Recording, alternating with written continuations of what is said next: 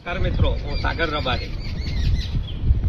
વેરાવળ, જુનાગઢ, કેશોદ, કુતિયાણા અને પોરબંદર વચ્ચેનો આ ગેડ વિસ્તાર લગભગ 150 જેટલા ગામ, 1.25 લાખ એકડ જેટલી જમીન દર વર્ષે વરસાદી પાણીના ભરાવથી પીડાય છે.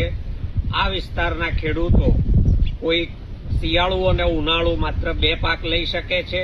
ક્યાંક એટલું પાણી ભરાય છે કે ના ચોમાસું પાક લેવાય, ના શિયાળુ પાક લેવાય, માત્ર ઉનાળુ પાક લેવાય છે.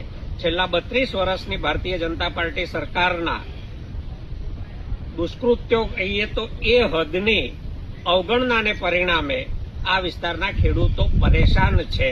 અહીંયા વિપુલ તકો હોવા છતાં વિસ્તારનો વિકાસ નથી થઈ શકતો.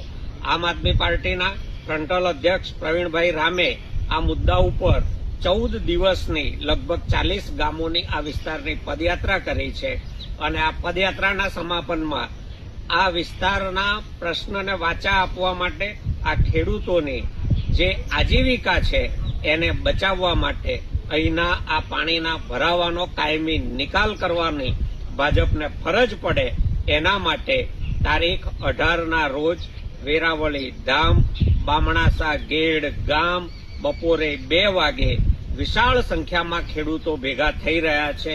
અનેક ખેડૂત નેતાઓ પણ આવી રહ્યા છે. હું પણ આવી રહ્યો છું.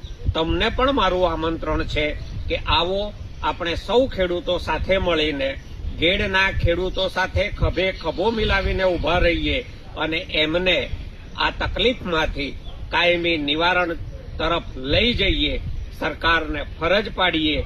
જો આ સવાલનો ઉકેલ ના થાય તો ભાજપને આ વિસ્તારમાંથી ઉખાડી ફેંકવા માટે આપણે દ્રઢ સંકલ્પ થઈએ.